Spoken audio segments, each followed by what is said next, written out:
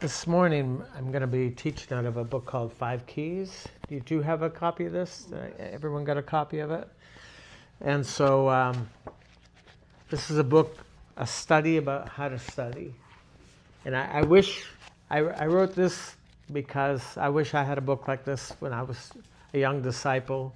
Nice big study guide. And the whole issue of how to study is super important. We have a lot of people who come from good biblical churches where the Bible's being taught, but sometimes there's legalism where the Bible is used against us. Sometimes we have guest speakers and people who come through who teach things that are very strange to us. So I wanted to empower young people especially, and pastors to be able to say no to certain theology that comes down the road, and we're expected to consume it, we're expected to accept it.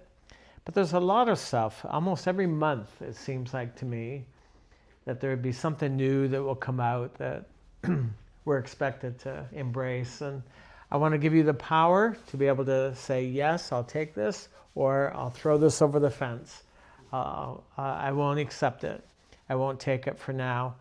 And new truth, there's a lot of new truth, but what I like is not new truth as much as old, familiar truth that's made new. I love something I've known and read, and I get a new insight or a new way to apply that to my life. And so if you're going to go down that road of expecting something fresh from the Word, then you're going to be open to false teaching, what the Bible calls cancerous teaching. Cancer takes life away from the very thing that's supposed to produce life and give life. It actually takes life away. And so there are things that are taught that Paul, in Paul's day, he said it's like a cancer in the church. And it moves, it goes through the body. And so I want to give you the power for you to know, not someone to tell you, but for you to know what's acceptable and what's not acceptable. Paul wrote the Apostle John wrote in 1 John chapter 2, he wrote about an anointing within. An anointing within. It's different than the anointing that we talk about when we talk about anointing in services or anointing in worship. We use the word anointed too many different ways compared to what's in the Bible. Anointed speakers, anointed songs, anointed services, anointed missionaries. We use it lots of different ways, but the way he's using it here is very, very helpful for us. He talks in chapter 2,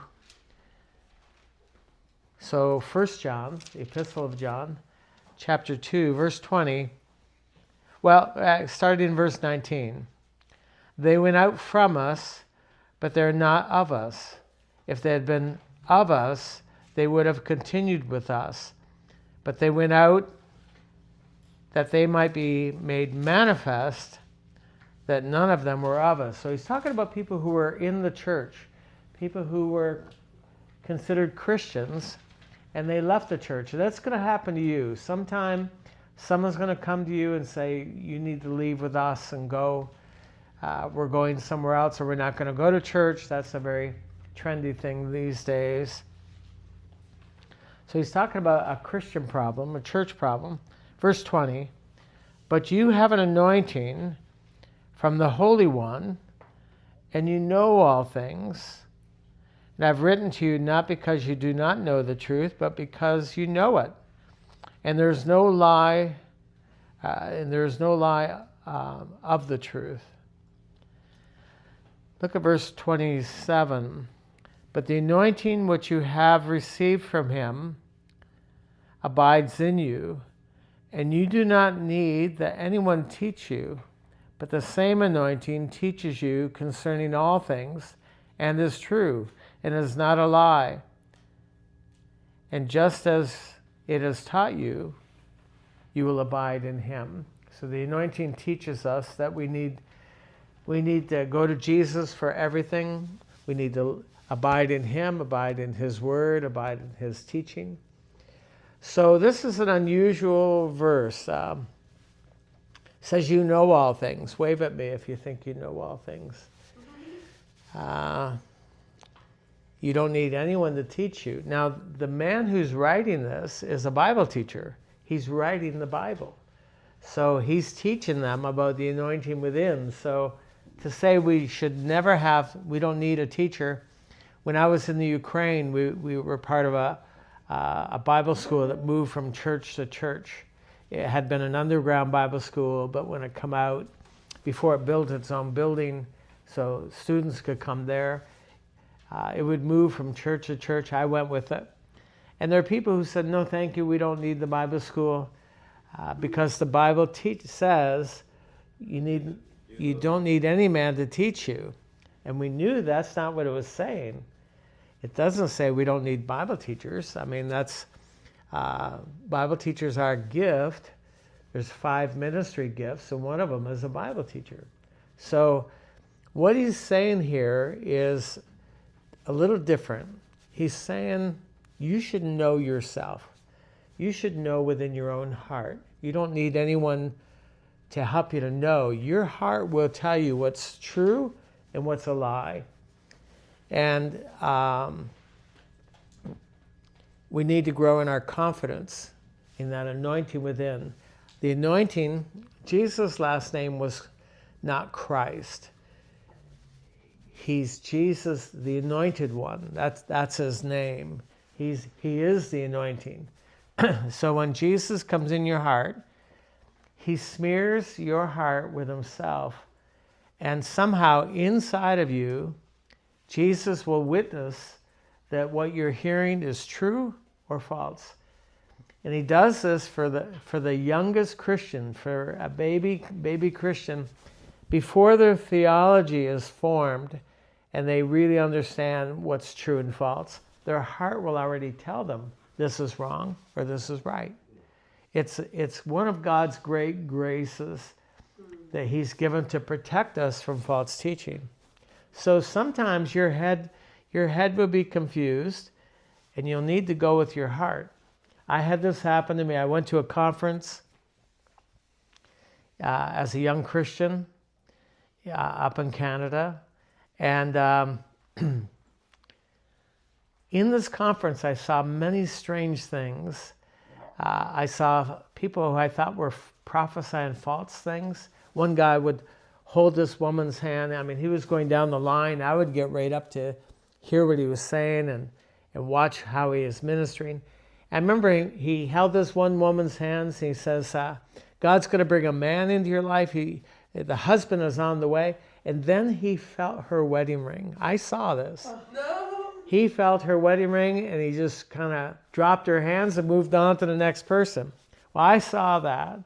And this guy just seemed to be full of himself and always talking about himself. And I would even leave the meeting and come back in and he's still droning on, holding the people captive. Like they wanted to leave the meeting and he just kept them there longer than he should have. And he wasn't the only one. There was another guy who God had used him to speak prophetically into my life the year before, but this time he was not really doing very well. And I would go to lunch with other people that I didn't know. The big cafeteria, and I didn't want to poison anyone's heart, but I wanted to ask him, does anyone else feel like something's not right here? Something seems to be off. And my heart was telling me not to embrace what they were saying or who they're presenting themselves to be. But my head was confused. There was a prophet there who really was a man from God.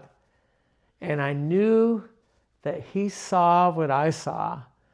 And so I wanted to ask him, And I tried to get to where he was, and there were so many people, and I missed them, and I would try to find them to see, just go up to him, just say, brother, do you see anything that's off in this conference?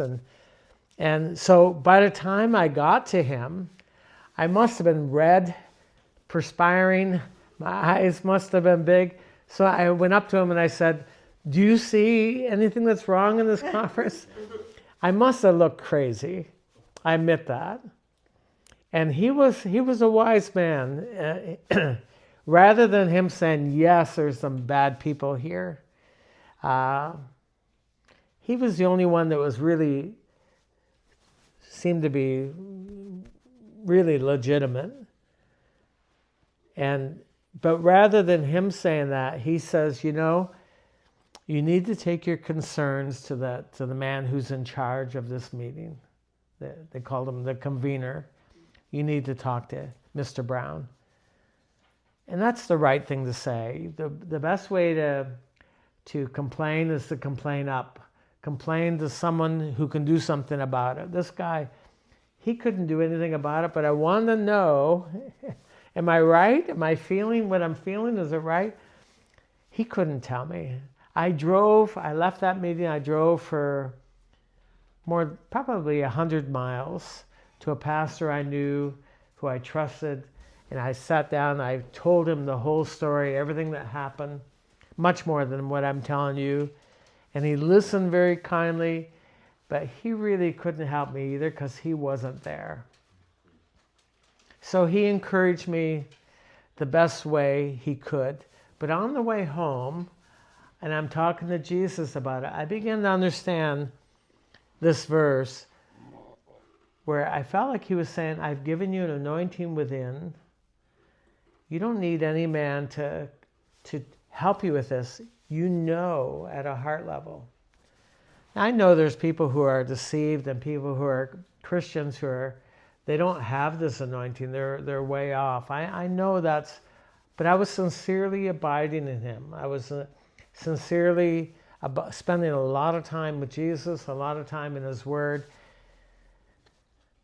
And so this verse came alive to me. That now years later, a lifetime later, I was about a year old in the Lord, maybe 2 years old when that happened. So now 40 some years later, I know that what I felt and what I saw was right. There were issues. These people disappeared. They never made it. There were some real issues. My heart was right. So your heart will tell you, and you're going to have to, it'll be a struggle. It's not easy. He says, you know all things. Well, none of us feel really confident that we know all things. Even if you've been a pastor for a long time, discernment's not easy. It's hard to prove discernment. We just had some false speakers, false teachers at our church, and so this whole discernment business is not easy, but it's something we must do. So what I'm going to give you this morning are some tools that you can use that'll help with the anointing within, and these 5 simple tools, they'll help you so you can hear teaching and say, I don't think I'll accept this. I'll either hang it on a hook, or I'll throw it over the fence, or I know my head's saying, I'm not sure about this, but my heart's saying yes. My heart's saying, I remember reading a book. A guy wanted me to really read a book. It was about the end times, and I'm not a big end times guy. I don't teach. I don't even believe some of the stuff that's taught about the end times. I've never taught it very much. It's not an important issue for me. I'm trying to make it through today.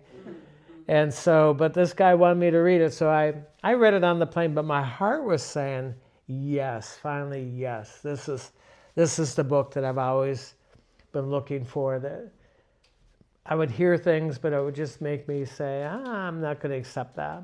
But this was touching the yes of my heart. And so I want you to even when I'm teaching and while you're here with us during this time, think about this anointing within. Watch and see what goes off in your heart and the conflict between your head and your heart. Keep track of that.